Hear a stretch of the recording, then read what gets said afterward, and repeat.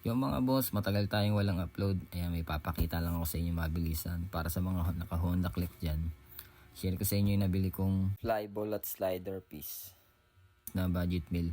Ayan, naka-Honda Click na pala tayo ngayon. Bali, yan yung magiging project natin sa mga next upload natin. Puro Honda Click na.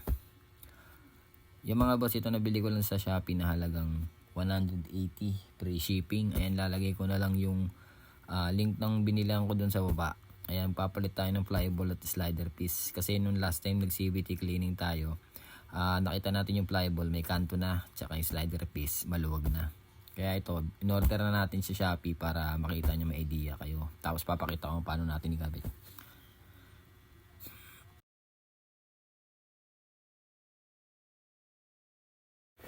Cyan brand pala siya mga boss. Ayan, 14 grams yung na-order natin. Dapat 13 grams kasi walang available na seller. Kaya 14 grams na lang, all stock naman yung motor natin. Tapos itong original na slider piece, nasa 60 plus lang to.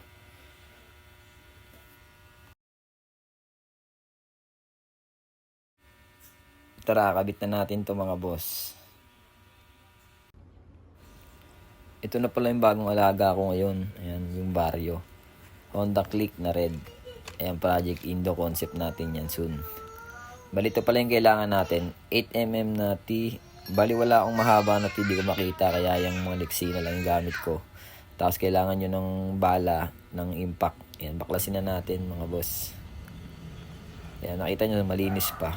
Kaka-CVT cleaning lang kasi natin nakaraan. Tapos, pagbili ko naka-center spring na siya na 1,000.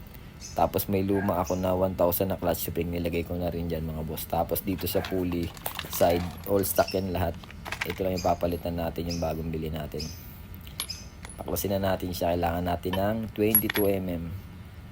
Kailangan may impact din kayo dyan para hindi kayo mahirapan. Mabilis lang kayong gumawa.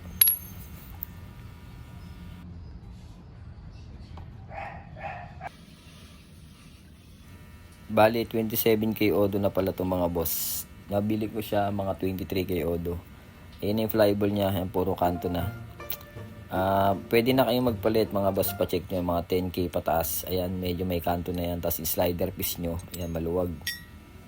Yan, may uka na siya. Yan, maingay na yan. Kailangan na natin palitan yan. Sinabay ko na yung flyball at slider piece.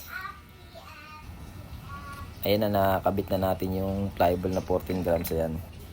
Straight naman yung timbang niya, kaya kahit anong pwesto dyan mga boss, walang problema yan. Tapos ayun yung bago slider piece yan, sobrang kapit. Babalik na natin siya para matesting na natin.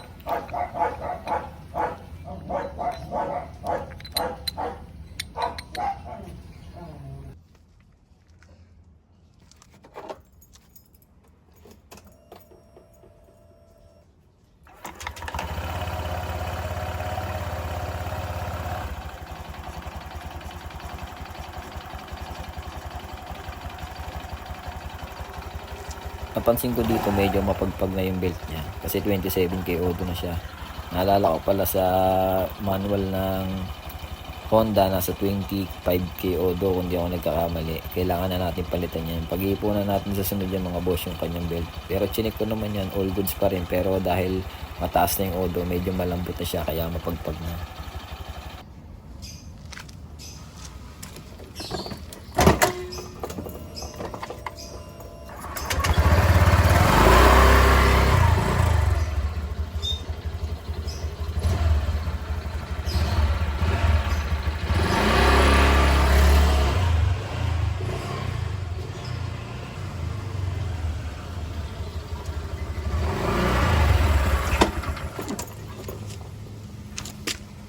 Yo mga boss, condition na yung ating alaga ulit.